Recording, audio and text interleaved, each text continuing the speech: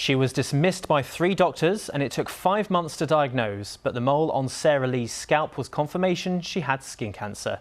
The BBC journalist was diagnosed with stage 3 malignant melanoma in January and has been undergoing treatment since.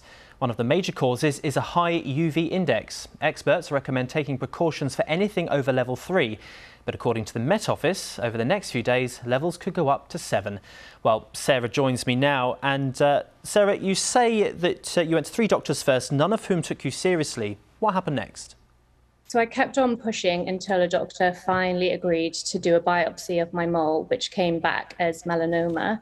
I had a series of operations and surgeries to remove all the cancer cells from my scalp. I also had to have a radical neck dissection, which was quite a big surgery to remove all of the lymph nodes from my neck. One of the lymph nodes did come back for melanoma, and so I have to undergo a 12-month treatment plan now of quite harsh medication with very strong side effects, including nausea, fatigue, vomiting, and rashes. How did it feel once you had your diagnosis, knowing that your instinct was right all along? Quite frustrated.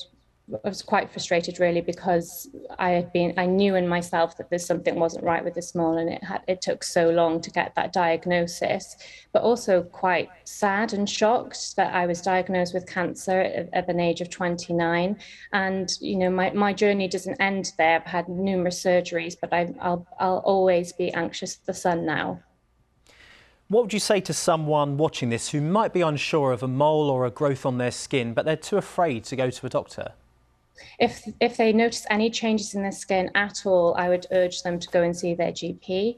If they have any moles that begin to evolve, if they go crusty, if they bleed, if they grow bigger, go to your GP. And if they do not take you seriously, seek a second, third, fourth opinion, because if it is melanoma, it can spread to your vital organs very quickly, and it's very hard to treat once it gets to that point. Some very sage advice there that could one day save a life. Sarah, thank you very much. And